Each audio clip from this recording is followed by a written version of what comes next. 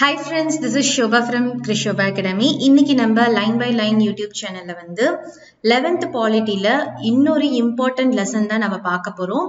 Tamil Nadu political thought, அதாவது தமிழ்நாட்டின் அரசியல் சிந்தனைகள்.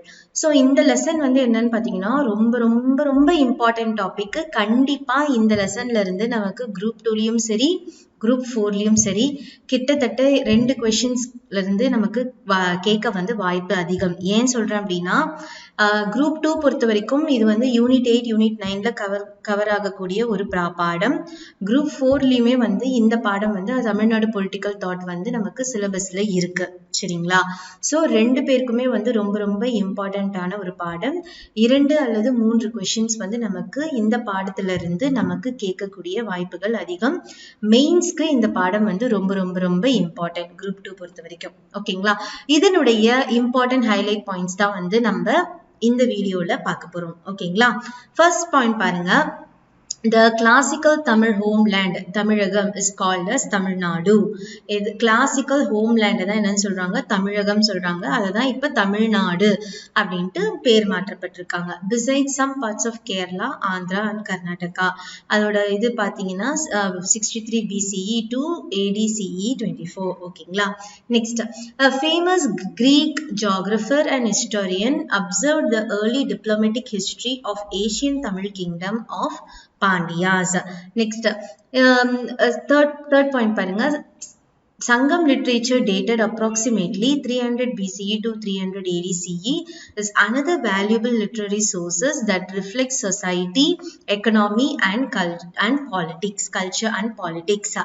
Next, Tamil Sangam literary works has been grouped into 8 anthologies. அது என்னன்னு பாத்தீங்கன்னா, அதாவது தமிழ்ல நமக்கு என்னன்னு சொல்லுவாங்கன்னா 8 தொகை. அதுல என்னென்ன இருக்குன்னு பாத்தீங்கன்னா நற்றிணை, குறுந்தொகை, ஐங்குறுநூறு, பதிற்றுப்பத்து, பரிபாடல், கலித்தொகை, அகநானூறு, புறநானூறு. இது மட்டும் இல்லாம 9th group of poems வந்து என்னன்னு சொல்லுவாங்கன்னா 10 பாட்டு அப்படின்னு சொல்லுவாங்க. 10 idylls அப்படின்ட்டு சொல்லுவாங்க. Next, the early part of the first 2 books of Tolkappiyam, a work on Tamil grammar, belongs to the Sangam period. ஓகேங்களா? தொல்காப்பியமுமே வந்து சங்ககால பீரியட்ல தான் வந்து அந்த புக்குமே வந்து ரிலீஸ் ஆச்சு. Next, the famous post Sangam literature which was collected later as an anthology is known as கீழ்கணக்கு. ஓகேங்களா? போஸ்ட் சங்கம் லிட்ரேச்சர்ல வந்து உருவான ஒரு புக்கு தான் என்னன்னு பாத்தீங்கன்னா கீழ்கணக்கு. அதாவது மேற்கணக்கு நூல்கள் 14 கீழ்கணக்கு 14 மேற்கணக்குன்னு சொல்லுவாங்கல்ல, அது கீழ்கணக்கு நூல்கள் வந்து போஸ்ட் சங்கம் லிட்ரேச்சர்ல. Next, the most famous Silappatikaram, Manimekalai and 18 minor works, அதாவது 14 Kilkanakku which includes Thirukkural, were written during this period. Sangam literature பீரியட்ல தான் 14 Kilkanakku, Silappatikaram, Manimekalai and 18 minor works, அதாவது இன்க்ளூடிங் திருக்குறள் எல்லாமே வந்து இந்த பீரியட்ல தான் வந்துச்சு. Next, who claims to have destroyed a Tamil federation which exists for 132 years? யாருன்னு பாத்தீங்கன்னா கலிங்க கின் Kharavela, BCE 165. Next, the classical Tamil country known as Tamilagam covered என்னென்ன ஏரியாலாம் கவர் ஆகுதுன்னு பாத்தீங்கன்னா திருப்பதி ஹில்ஸ்ல இருந்து டிப் ஆஃப் த கன்னியாகுமரி வரைக்கும், அதாவது கன்னியாகுமரி வரைக்கும். ஓகேங்களா? Next, the land was traditionally classified to its nature into 5 geographical region. அது என்னன்னு பாத்தீங்கன்னா குறிஞ்சி, முல்லை, மருதம், நெய்தல், பாலை. குறிஞ்சி பாத்தீங்கன்னா மவுண்டைன் ரீஜன், முல்லை வந்து ஃபாரஸ்ட் ஏரியாஸ், மருதம் வந்து ஃபர்டைல், நெய்தல் வந்து கோஸ்டல், அதுக்கப்புறமா பாலை வந்து arid region. ஓகேங்களா? Next, Tamil speaking areas were divided between the principalities of the Cholas. எப்படிலாம் பிரிச்சாங்க அப்படின்னு பாத்தீங்கன்னா, சோலாஸோட கேபிட்டல் வந்து உறையூர், பாண்டியஸோட கேபிட்டல் வந்து மதுரை, சேராஸோட அட் பிரசன்ட் என்னன்னு பாத்தீங்கன்னா கொங்கு நாடு அண்ட் கேரளா, பல்லவாஸ் பாத்தீங்கன்னா காஞ்சிபுரம் as கேபிட்டல். ஓகேங்களா? இதுதான் வந்து தமிழ் ஸ்பீக்கிங் ஏரியாஸா வந்து 4 விதமா பிரிக்கிறாங்க, சேர, சோழ, பாண்டியா அண்ட் பல்லவா அப்படின்ட்டு. ஓகேங்களா? Next, Tamil country included several kingdoms ruled by kings வேந்தர், major, and minor chieftains Vel and Velar who was less powerful than the crown kings. So இந்த தமிழ் கண்ட்ரி வந்து நிறைய கிங்டம்ஸ் வந்து ரூல் ஆயிருக்கு. கிங்ஸ் வந்து வேந்தர் சொல்வாங்க, மேஜர் அண்ட் மைனர் சீஃப்டியன்ஸை வந்து வேலார் அப்படின்ட்டு சொல்றாங்க. அவங்க வந்து கொஞ்சம் கிரவுண்ட் கிங்ஸை விட கொஞ்சம் பவர்ஃபுல் கம்மி தான் உங்களுக்கு. நெக்ஸ்ட் 13th question பாருங்க. Who proved that even a non-active with no money and no family inside can fight City Hall and win her case? That is inspiring. யாருன்னு பாத்தீங்கன்னா கண்ணகி தான். ஓகேங்களா. நெக்ஸ்ட் கண்ணகியும் கோவலனும் வந்து எங்க மேரேட் பண்ணிக்கிட்டாங்கன்னா பூம்புகார்ல. It is located on the east coast. Next, who did his PhD in folklore University of Pennsylvania, USA? யாருன்னு பாத்தீங்கன்னா எரிக் மில்லர். ஓகேங்களா. நெக்ஸ்ட் 16th question பாருங்க.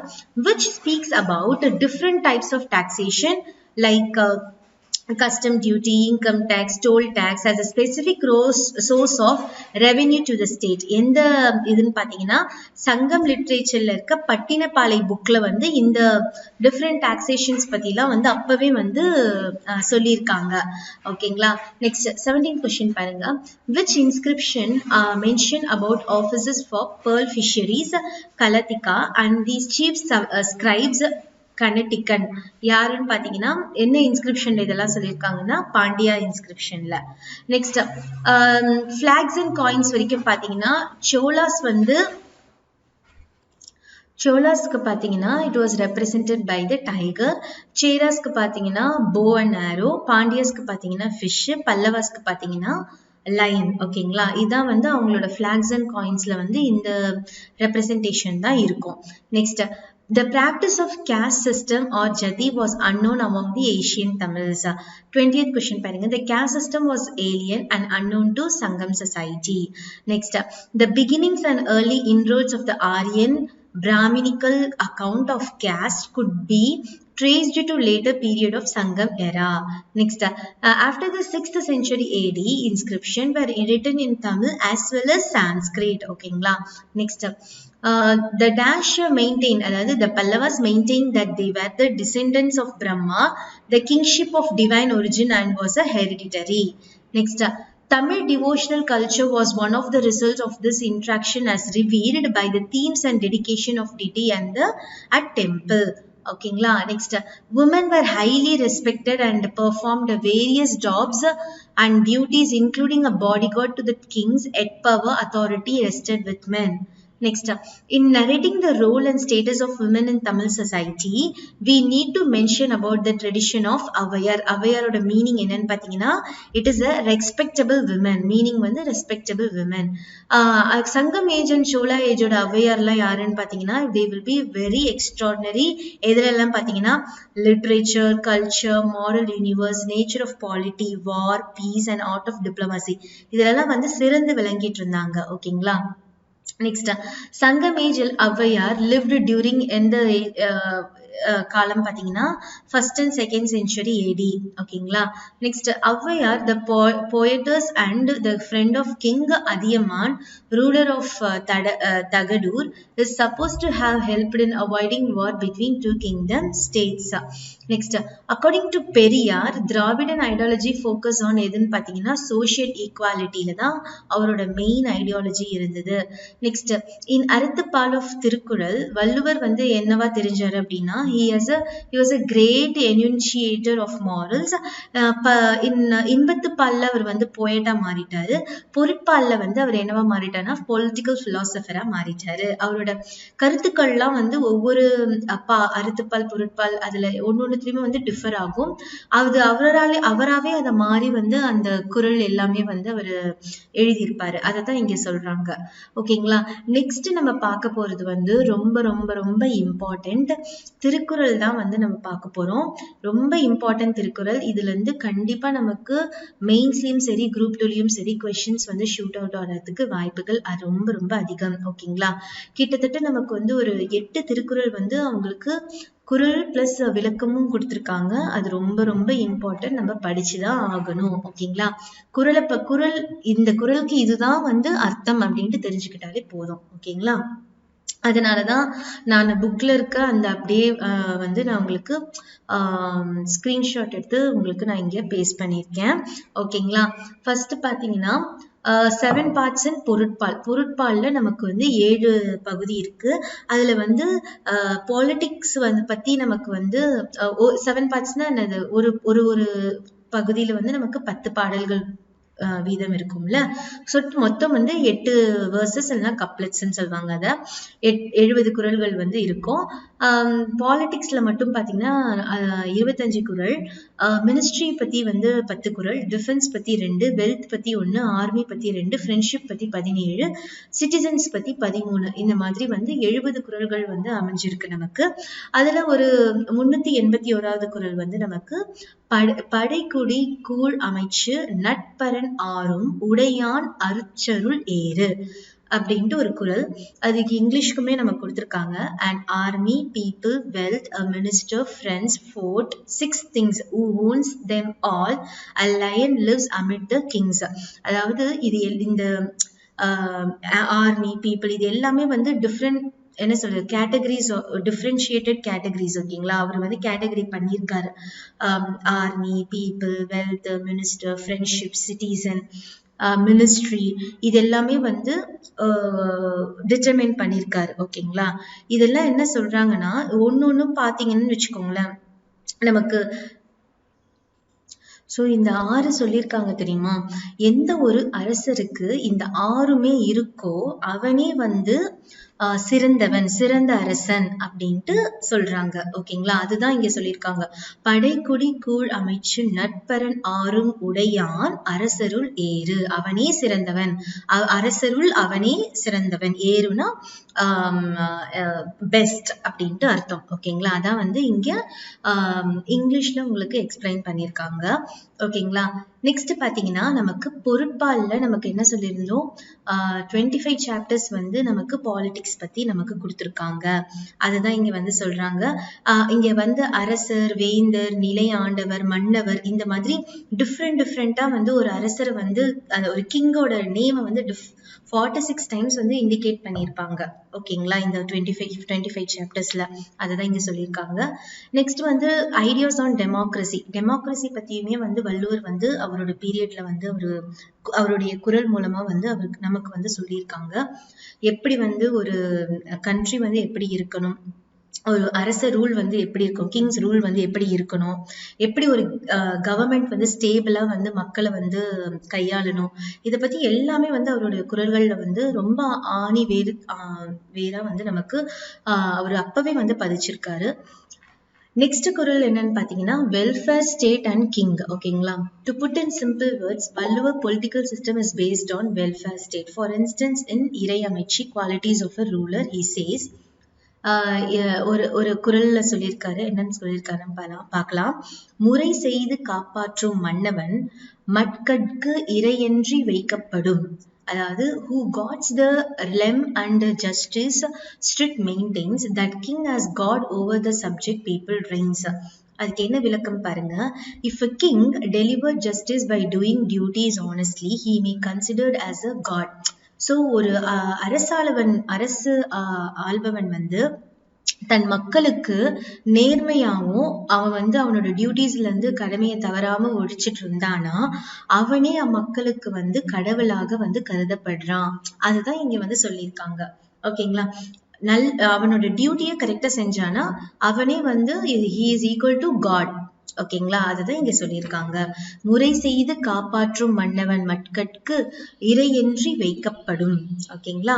Next features of the state. Features of the state பார்த்தீங்கன்னா எப்படிலாம் அவர் சொல்லியிருக்காருன்னா ethics, eradication of wrong doing activity, mandating impartiality of justice and protection of honour. இதை பற்றிலாம் வந்து அவர் ஒரு ஸ்டேட்டோட ஃபீச்சர் பற்றி சொல்லும்போது சொல்லியிருக்காரு. அதுக்கு ஒரு குறள் பாருங்க. அறநிழுக்கா தள்ளவை நீக்கி மரநிழுக்கா மானமுடையதரசு. அதுக்கு இங்கிலீஷ்ல பாருங்க. Kinship is virtue failing not, all wise restrains, in courage failing not, it honors grains maintains. இதான் வந்து இங்கிலீஷ் விளக்கம். இதோட விளக்கம் பாருங்க, இங்கிலீஷ் குறள் அதுதான். இதுல விளக்கத்தை பாருங்க. King's path is a people path. king should act as a guide for his subject. If he does harm or evil activities, he may influence all. It is because of his position of a leader, his discipline and private life will spread to all in the kingdom. So இப்போ வந்து அரசன் எவ்வழியோ மக்கள் அவ்வழி அப்படின்னு சொல்லுவாங்க. So அரசன் வந்து அவனுடைய பார்த்து வந்து கரெக்டா வந்து போகணும். அதுதான் மக்கள் வந்து ஃபாலோ பண்ணுவாங்க. வந்து சரியில்லாம இல்லீகல் ஆக்டிவிட்டி இல்ல ஈவில் ஆக்டிவிட்டிஸ் நம்மளோட மக்களுக்கு வந்து தீங்கு நினைச்சிட்டு தீங்கு செஞ்சுட்டு இருந்தாங்க அப்படின்னா அதுதான் வந்து பீப்புள் ஃபாலோ பண்றவங்களுமே வந்து அதுதான் வந்து ஃபாலோ பண்ணுவாங்க. அதுதான் வந்து ஓவரால் கிங்டம்லயும் ஸ்ப்ரெட் ஆகும் அப்படின்ட்டு சொல்றாங்க. ஓகேங்களா? ஸோ அதுதான் வந்து இந்த குறளுடைய அர்த்தம். என்னன்னா அரசன் எவ்வழியோ மக்கள் அவ்வழி. அதுதான் இது. King's path is the people path. அதுதான் வந்து இங்க சொல்லியிருக்காங்க. ஓகேங்களா? Next, ideal state and welfare of people. இத பத்தி ஒரு குறள் இருக்கு. அது என்னன்னு பார்க்கலாம். வானோக்கி வாழும் உலகெல்லாம் மன்னவன் கோல் நோக்கி வாழுங்குடி. All earth looks up to heaven where raindrops fall. All subject looks to king that ruled all. இந்த குறள்ல வந்து கோல் அப்படின்றது வந்து which not only applies for monarchy, it is also applies for the democracy. ஓகேங்களா? ரொம்ப ரொம்ப இம்பார்ட்டன்ட். ஓகேங்களா? So இந்த விளக்கம் பார்த்தீங்க அப்படின்னா வானோக்கி வாழும் உலகெல்லாம், அதாவது என்ன சொல்றாங்க, உலகத்துல இருக்க உயிர்கள் எல்லாமே வந்து வானோக்கி மழை எப்ப வரும் அப்படின்ட்டு பார்த்துக்கிட்டு வாழ்ந்துட்டு இருப்பாங்க. ஆனா வாழுங்குடி மக்களோ நம்ம மக்களோ மன்னவனோட கோல் நோக்கி அவர் என்ன வந்து ஆணையிட போறாரு, நம் மக்களுக்கு வந்து என்ன வந்து நல்வழி கொடுக்க போறாரு அதை நினைச்சே வாழ்வாங்க அப்படின்ட்டுதான் இந்த குறளுடைய விளக்கம். ஓகேங்களா? அதான் வந்து வானோக்கி வாழும் உலகெல்லாம் மன்னவன் கோல் நோக்கி வாழுங்குடி. ஓகேங்களா? நெக்ஸ்ட் இன்னொரு குறள் பாருங்க. குடித்தழி இக்கோலோச்சும் மாநில மன்னன் அடித்தழி நிற்கும் உலகு.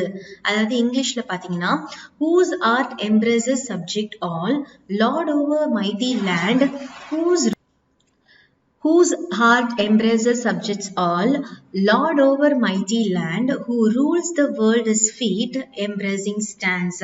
So இதோட மீனிங் என்ன அப்படின்ட்டு பாத்தீங்கன்னா, this means that for a king who protects his citizen with love and affection, his feet will be embraced by his subject with love. This is an everlasting phrase propounded by Valluvar related to the good governors.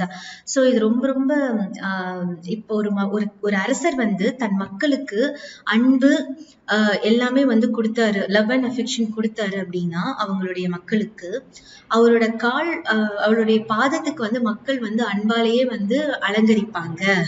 அததான் வந்து குறள் மூலமா அவர் சொல்றாரு. குடித்தழி கோலோச்சும் மாநில மன்னன் அடித்தழி நிற்கும் உலகு. ஓகேங்களா? ஸோ இந்த குறள் வந்து எப்படி சொல்லியிருக்காங்கன்னு பாருங்க, சூப்பரா சொல்லியிருக்காங்க. அவங்க கிங் வந்து அந்த ஒரு அரசர் வந்து தன் மக்களுக்கு வந்து அன்பு, அவரோட நேர்மை, அவரோட மக்கள் நல்வழி எல்லாமே கரெக்டா பண்ணாரு அப்படின்னா மக்கள் எப்பவுமே வந்து அந்த அரசர் கால் கடியே இருப்பாங்க, சுற்றி சுற்றி வந்துட்டு இருப்பாங்க.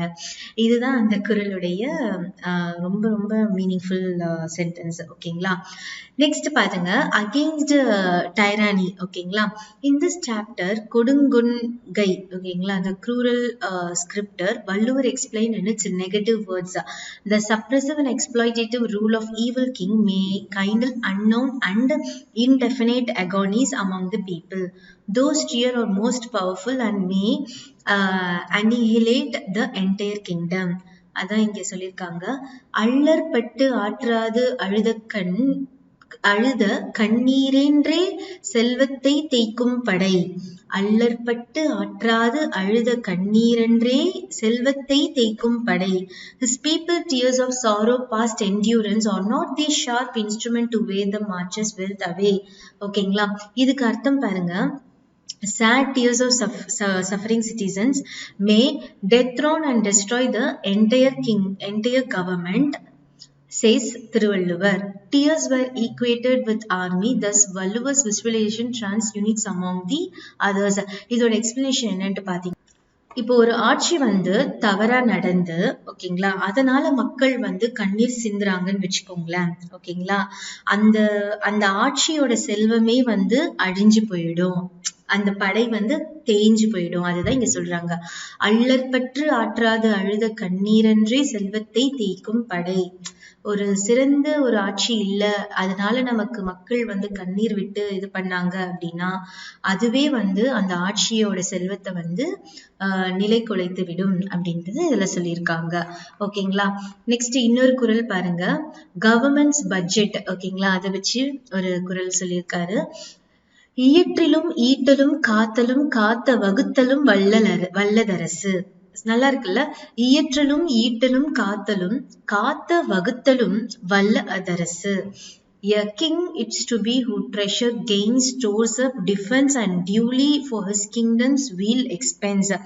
இது பாருங்க, at first point the king should search for the different sources of income. For this he call it as இயற்றல். ஓகேங்களா, அதாவது தேடணும். ஃபர்ஸ்ட் எங்கெங்கெல்லாம் நமக்கு வந்து இன்கம் வருது அப்படின்ட்டு ஃபர்ஸ்ட் தேடணும், இயற்றலும்.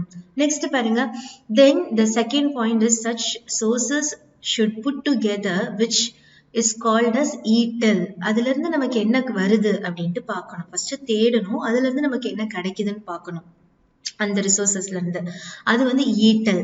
நெக்ஸ்ட் பாருங்க, third the resource thus collected must be protected with all precautionary measures which is called as காத்தல். ஸோ நமக்கு வந்து தேடியாச்சு, அதை வச்சு அதை எல்லாத்தையும் சேர்த்து ஒரு ரிசோர்ஸ் கிடைச்சாச்சு, ஈட்டல் முடிஞ்சிருச்சு. நெக்ஸ்ட் வந்து அதை காக்கணும், அதுதான் காத்தல். இயற்றலும் ஈட்டலும் காத்தலும். Fourth one, it's most important, allocating the resources to the various sector for welfare of the people. This is called as வகுத்தல். ஓகேங்களா, இப்போ எல்லாமே கிடைச்சாச்சு, எல்லாமே இயற்றல் ஈட்டல் காத்தல் எல்லாம் பண்ணியாச்சு. நெக்ஸ்ட் வந்து இது ஒரு பீப்புளுக்கு வந்து எல்லா டிஃப்ரெண்ட் கைண்ட் ஆஃப் செக்டர்ஸ்ல இருக்க பீப்புளுக்கு வந்து நம்ம கொடுக்கணும், வகுத்து கொடுக்கணும், அதுதான் வகுத்தல். Thus இயற்றல் ஈத்தல் காத்தல் and வகுத்தல் are the four way of utilizing the income to be expertised by king of nation. This is the primary duty of the king. ஒரு அரசர் இருந்தாங்க அப்படின்னா இந்த நாளுமே வந்து எவன் வந்து ஒருத்தர் வந்து சிறப்பா பண்றாங்களோ அவனே வந்து சிறந்த அரசன், அதுதான் அவனுடைய முதல் கடமையுமே அப்படின்ட்டு அழகா வந்து சொல்லியிருக்காரு. ஓகேங்களா, சூப்பரா இருக்குல்ல. இயற்றலும் ஈட்டலும் காத்தலும் காத்த வகுத்தலும் வல்லதரசு. ஓகேங்களா, ஸோ இதோட வந்து நம்ம திருக்குறளோட எல்லா நம்ம புக்ல கொடுத்துருக்க குறளோட விளக்கங்கள் எல்லாமே நம்ம பார்த்துட்டோம். நெக்ஸ்ட் வந்து நம்ம பாயிண்ட்ஸ்க்கு போயிடலாம். நெக்ஸ்ட் பாருங்க, திருக்குறள் அப்படின்னாலே வந்து a truly secular ethical work. இதோட வந்து திருக்குறள் வந்து நம்ம கம்ப்ளீட் ஆகுது. நெக்ஸ்ட் வந்து நம்ம பார்க்க போறது வந்து சுப்பிரமணிய பாரதியார். அவரோட பீரியட் என்னன்னு பார்த்தீங்கன்னா 1882 to 1921.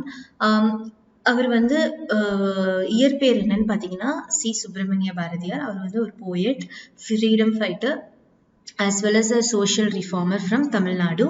இவர் வந்து நமக்கு எப்படி தெரியும் அப்படின்னா மகாகவி பாரதியார். அவர் வந்து நிக்நேம் என்னன்னா மகாகவி, அதுதான் வந்து nickname. It means great poet அப்படின்ட்டு அர்த்தம். ஸோ இது வந்து அவர் சொன்ன ஒரு வரிகள், ஜாதி மதங்களை பாரோம் உயர் ஜென்மம் இத்தேசத்தில் எய்ததென்றாயின் வேதியராயினும் ஒன்றே அன்றி வேறு குலத்தோராயினும் ஒன்றே. அது அப்படின்ட்டு சொன்னது யாருன்னா சுப்பிரமணிய பாரதி தான். நெக்ஸ்ட் இது ஒரு வேர்ட். ஓகேங்களா, we may have thousands of sects that however he doesn't justify a foreign invasion. அதுவும் சொன்னது யாருன்னு பார்த்தீங்கன்னா பாரதி தான்.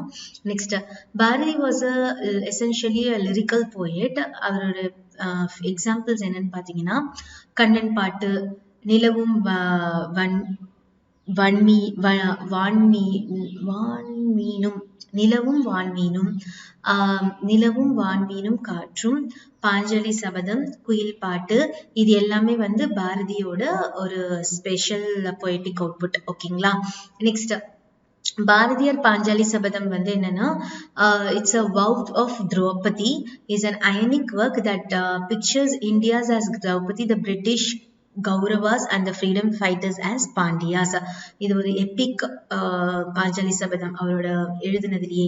Next, Bharathi as a young man began his career as a journalist and sub editor in எங்கன்னு பாத்தீங்கன்னா ஸ்வதேசி மித்ரன். எந்த வருஷம் பாத்தீங்கன்னா நவம்பர் 1904. நெக்ஸ்ட், இந்தியான்ற ஒரு பத்திரிகையுமே அவர் தான் இது பண்ணாரு. அதோட தொடக்க இது என்னன்னு பாத்தீங்கன்னா May 1906 it declared as a motto of 3 slogans of a French Revolution. என்னன்னு பாத்தீங்கன்னா liberty, equality and fraternity. Next, 42nd question பாருங்க. India was the first paper in Tamil Nadu to publish political cartoon. Bharathi அதுல வந்து editing and publish பண்ணியிருந்தாரு. அது பேர் வந்து Vijaya. Tamil daily paper, அதுக்கப்புறமா வந்து Balabharata and English monthly paper, அதுக்கப்புறமா அந்த சூரியோதயம் வந்து local weekly paper for Pondicherry. ஓகேங்களா. Next, in Madras in 1908 Bharathi organised mammoth public meeting to celebrate Swaraj டே.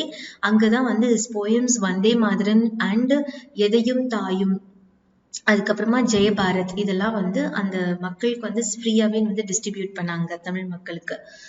இந்த பேசேஜ் வந்து ரொம்ப ரொம்ப இம்பார்ட்டன்ட். நான் அதனாலதான் நான் அப்படியே வந்து ஸ்கிரீன்ஷாட் எடுத்து போட்டிருக்கேன்.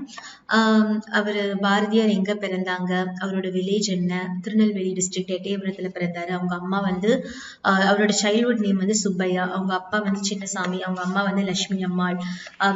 அவரோட கவிதை வந்து அவர் ஏஜ் ஆஃப் 7லயே வந்து அவர் கவிதை எழுத ஆரம்பிச்சிட்டாரு, போயம்ஸ் எழுத ஆரம்பிச்சிட்டாரு. 11ல வந்து when he was 11 he wrote in such a way that he even learned men arised from a great knowledge and skill. 11லயே வந்து அவ்வளவு ஒரு ஆற்றலும் அறிவும் மிக்கவதா இருந்தாரு. ஸோ இது எல்லாமே வந்து அவர் எங்க எஜுகேஷன் பண்ணாரு, பாரதியாரன் எப்ப வந்து தமிழ் மக்களால கூப்பிடப்பட்டாரு. ஸோ இது எல்லாமே வந்து சுப்பிரமணிய பாரதியார் பத்தின ஒரு சின்ன ஒரு பேசேஜ். நீங்க இதை கண்டிப்பா எல்லாமே படிச்சுக்கோங்க. இதுல இருந்து நமக்கு ஸ்டேட்மெண்ட்ல இருந்து கொஸ்டின்ஸ் கேட்கறதுக்கு வாய்ப்புகள் அதிகம். ஓகேங்களா. சோ நெக்ஸ்ட், பாரதி மெட் மகாத்மா காந்தி எந்த வருஷத்துல பாத்தீங்கன்னா 1919ல ராஜாஜி ஹோம்ல அட் மெட்ராஸ். அங்க என்ன நடந்துச்சுன்னா he entered British India near Cuddalore November 18 and he was promptly arrested. ஓகேங்களா. Next, world will prosper in knowledge and intellect if both men and women deemed equal. இது யார் சொன்னதுன்னா சுப்பிரமணிய பாரதியார் தான். நெக்ஸ்ட், அவர் எப்ப இறந்துட்டாருன்னு பாத்தீங்கன்னா 11th September 1921ல அவரு காலம் எய்தினார். ஓகேங்களா. நெக்ஸ்ட் பார்க்க போறது வந்து யாருன்னு பாத்தீங்கன்னா சிங்களவேலர் பீரியட். அவரோட இயர் என்னன்னு பாத்தீங்கன்னா 1860 to 1946. இவருமே வந்து பிவோட்டல் ரோல், எது எல்லாம் சயின்டிபிக் பிரிஸ்கிரிப்ஷன், பாலிடிக்ஸ் ஐடியாஸை வந்து ஸ்ப்ரெட் பண்றதுல வந்து இவர் பெரிய ஒரு முக்கியமான ரோல் வந்து பிளே பண்ணியிருக்காரு சிங்காரவேலர். நெக்ஸ்ட், நிறைய லேபர் ஆர்கனைசேஷன் வந்து ப்ரொடெக்ட் பண்ணாரு. அதுல வந்து லீட் பண்ணது யாரு அப்படின்ட்டு பாத்தீங்கன்னா திரு வி கல்யாண சுந்தரனார் அண்ட் டி வரதராஜரு. மெட்ராஸ் பிரசிடென்சில அவங்க இந்த ஆர்கனைசேஷன்லாம் வந்து லீட் பண்ணாங்க. நெக்ஸ்ட், காங்கிரஸ் கமிட்டி எப்ப ஆரம்பிச்சதுன்னு பாத்தீங்கன்னா 1922ல ஆரம்பிச்சது. அதோட மெயின் மோட்டோ என்னவா இருந்துச்சுன்னா welfare of farmers and labours. அதுதான் வந்து அவங்களோட மெயின் மோட்டோவா இருந்துச்சு. நெக்ஸ்ட் வந்து 6 மெம்பர் கமிட்டி வந்து அமைச்சாங்க. அதுல சிங்காரவேலர் வந்து ஒரு மெம்பரா வந்து அப்பாயிண்ட் பண்ணாங்க. நெக்ஸ்ட் வந்து லேபர் ப்ரொடெக்டிவ் லா வந்து பாஸ் ஆச்சு. எந்த வருஷம் பாத்தீங்கன்னா 1926 இந்தியால. நெக்ஸ்ட், 1918ல வந்து resolution regarding was past in Chennai presidency association conference. ஓகேங்களா. நெக்ஸ்ட், பெரியார் வந்து ரிசைன் பண்ணிட்டு காங்கிரஸ் பார்ட்டில இருந்து ரிசைன் பண்ணிட்டு citing the existence of Brahmin and non-Brahmin divide and discrimination in the party, அதுக்கு வந்து சிங்காரவேலர் வந்து சப்போர்ட் பண்ணிட்டு இருந்தாரு பெரியாருக்கு. ஓகேங்களா. நெக்ஸ்ட், சிங்காரவேலரோட மெயின் என்னன்னா கம்யூனிசம், பிலாசபி ஆஃப் கம்யூனிசம் வந்து அவருக்கு ரொம்ப ஆழ்ந்த ஒரு இது இருந்துச்சு, ஃபெய்த் இருந்துச்சு. ஓகேங்களா. Next, in 1923 Singaravelar who organized the first May Day celebration. அப்பதான் வந்து சென்னையில ஆர்கனைஸ் பண்ணது யாருன்னு பார்த்தீங்கன்னா சிங்காரவேலர். எந்த ஆண்டுன்னு பார்த்தீங்கன்னா 1923. அதே நாளே வந்து he announced the formation of labour farmer political party. அவரோட பார்ட்டியை வந்து அன்னைக்கு தான் வந்து அனௌன்ஸ் பண்ணாரு. ஓகேங்களா. ஃபர்ஸ்ட் சோஷியலிஸ்ட் கான்ஃபரன்ஸ் வந்து எப்போ நடந்துச்சு அப்படின்னு பார்த்தீங்கன்னா 1925ல கான்பூர்ல சிங்காரவேலர் வந்து எடுத்து நடத்தினாரு. நெக்ஸ்ட் பெரியார் ஈவேரா வந்து அவரை பத்தி நெக்ஸ்ட் பார்க்க போறோம். இதோட வந்து நம்ம சிங்காரவேலர் பத்தி முடிச்சிட்டோம். நெக்ஸ்ட் நம்ம பார்க்க போறது வந்து பெரியார் பத்தி. Periyar E V Ramasamy is regarded as a best political thinker in Tamil Nadu. அவரோட ஒரிஜினல் நேம் வந்து பெரியார் ஈவி ராமசாமி. ஓகேங்களா. நெக்ஸ்ட் அவர் எங்க பிறந்தாருன்னா ஈரோடுல பிறந்தாங்க. எந்த ஆண்டுன்னு பாத்தீங்கன்னா 1879. அவரோட மெயின் தாட் என்னவா இருந்துச்சு அப்படின்னா he fought against superstitious beliefs. அதாவது நிறைய கடவுள் நம்பிக்கை அதாவது மூட நம்பிக்கையிலலாம் இருப்பாங்கல்ல, அதுக்கெல்லாம் வந்து அவரு அகெயின்ஸ்டா இருந்தாரு. அதுக்கப்புறமா enslavement of women and social backwardness with existed in Tamil Nadu from time immemorial based on his wisdom and self-respect throughout his life. This is because of this he is fondly called as தந்தை பெரியார். இதனாலதான் அவருக்கு வந்து தந்தை பெரியார் அப்படின்ட்டு பேர் வந்துச்சு அப்படின்ட்டு சொல்றாங்க. பெரியாரோட ஸ்பீச் வந்து ஸ்ரீலங்கால வந்து ரொம்ப எதிரொலிச்சுது. ஓகேங்களா. Oppose strongly against nature and nationalism when others used Indian nationalism as a weapon. Periyar spoke against these factors. அதுக்கப்புறமா Periyar protects speeches always center around Tamil Nadu for Tamils and Dravidans for nation for Dravidans அப்படின்ட்டு இந்த word வந்து அவர் எப்பவுமே சொல்லிக்கிட்டே இருப்பாரு. Next the caste feeling thus divided into Dravidan race and Dravidans become slaves for Aryans stated Periyar. ஆரியன்ஸ்னா என்னன்னு சொல்லியிருக்கேன், பிராமின்ஸ் தான் ஆரியன்ஸ் சொல்லுவாங்க. ஓகேங்களா. in his writing and which was published in 1950s in Tamil Nadu. So இதோட வந்து நம்ம இந்த லெசனுடைய எல்லா இம்பார்ட்டன்ட் பாயிண்ட்ஸ் வந்து நம்ம கவர் பண்ணிட்டோம். ஸோ நெக்ஸ்ட் லெசன்ஸ் வந்து உங்களுக்கு நான் என்னென்னலாம் கவர் பண்ணலையோ, ஒன்லைனர் கவர் பண்ணலையோ அதெல்லாம் உங்களுக்கு நான் டீச் பண்ணி போட்டுடுறேன். ஓகே ஃப்ரெண்ட்ஸ், இது உங்கள் ஷோபா ஃப்ரம் கிருஷோபா அகாடமி. நன்றி.